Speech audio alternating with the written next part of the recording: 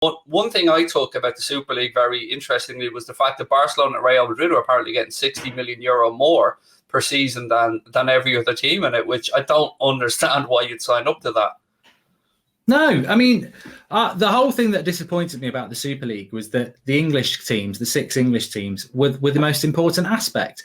Taking nothing away from Juventus and Real Madrid and Barcelona, who are big clubs. The rest of them, Inter Milan, AC Milan, Atletico Madrid, so bloody what? Bayern Munich and PSG weren't even in it. Look, I think the La Liga is paying the price because it didn't structure La Liga the same way we structure the Premier League. We have payments, parachute payments for people who get relegated for a couple of years. The money is distributed fairly. And, you know, it's distributed on where you finish in the league, which is the way it should be. Whereas in the La Liga, I think the TV deals are proportionately gifted to Real Madrid and Barcelona because they're the biggest clubs and they're the clubs that everyone wants to watch. But then that leads to a league that's not that competitive. I think the Premier League is the best league in the world. And it disappointed me that 6 clubs wanted to leave that to go and make Real Madrid and Barcelona rich. When the reason they want to come out is because their league's screwed. So I think the power is with the English clubs, and that's why it collapsed. But Perez wants it and still wants it publicly. I can only speak for me here, but I'd be interested to see how you felt. For that 24-hour period where, from the point where Ole Gunnar Solskjaer was interviewed after United's game to the news breaking that night at 11:30 and then the next day, I was genuinely in fear that our clubs were gone, mate, like that the Premier League were going to boot us out, and that I wouldn't, and I know I watched your streams very closely. I don't think you would have either. When I say recognised, I mean, I couldn't have, with good conscience, supported Liverpool in that Super League. It's not the same club for me, and I'm sure you probably feel similar. Look, I know you've got Connor, and obviously I've got Drawty, and we.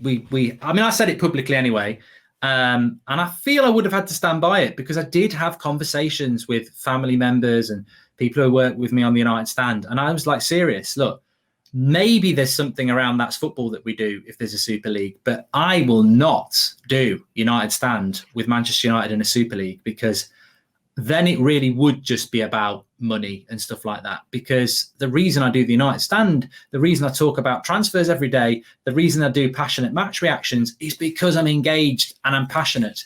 I can't do the amount of content I do on the United stand if I'm not engaged. I can't fake it. And the Super League would have been the biggest fake ever. And more importantly, probably the same for you and Liverpool fans, they would be asking me to turn my back on the European Cup, on the Busby Babes 1958 tragedy, on 68, the resurrection and revival, on 99, which I was fortunate enough to witness in a packed out house in Dublin. You know, in 2008, where I was throwing my beer out the window because I thought Terry the twat's going to win it and he slipped and missed.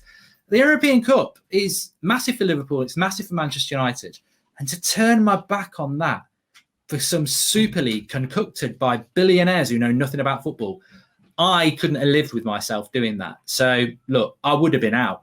And people think, oh, no, you'd never walk out on a 1 million subscriber channel. I would have been out because I can't fake it. And I think a lot of fans felt the same. That would have been it. That would have been it. And the sad thing is, because we got labelled as legacy fans, the owners wouldn't have cared because they weren't looking for me and the legacy fans. They were looking for, let's take the game to New York. Let's take the game to Delhi. And it would have worked. People would have packed the stadium out. But those fans who, you know, like me, who are not better fans, but just have a connection in a different way, we would have been left on the side. And that was a disgrace. See, I very much believe you would have walked away because I understand exactly what drives you. It similarly drives me. You have this emotional attachment to the history of the club, the idealisms of the club, from our point of view, the socialist background, the fact that I think Manchester United were starting by railway workers. And I thought Gary Neville was magnificent, I have to say. Don't give him much credit for a lot of things. Yeah, they both stood up. Now, obviously, Sky and stuff do have a vested interest. It's important we look at that as well. But it was great to see them. And what really, really angered me, mate, is you spoke about how important the European Cup is to both our clubs. For them to think that they could pick up their 13 Champions Leagues or us with our 6 Champions Leagues or yourselves and bring them over to this bastardized Champions League, Super League version, mate, it was extremely disappointing and hollow to see that. Well, look, we beat Benfica. They weren't going to be in it. We beat Bayern Munich. They weren't going to be in it. All right, we beat Chelsea. They were going to be in it. Same for Liverpool. I mean, Roma, Mönchengladbach. I can't think of AC Milan. Celtic, Aberdeen. Yeah, it's no. And when Perez said a lot of things. He was really getting my blood pressure up, to be honest, when his interviews were coming out. 16 to 24-year-olds don't watch football anymore. I was like, what planet is this guy on? And we'll take all our Champions Leagues and the Europa League over there.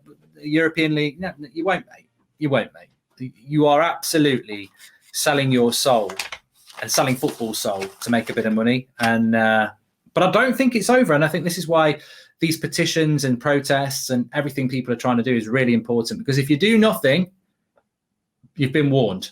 It's like having a yellow card. When you get your red card, don't come moaning, because now is the time to sort it out.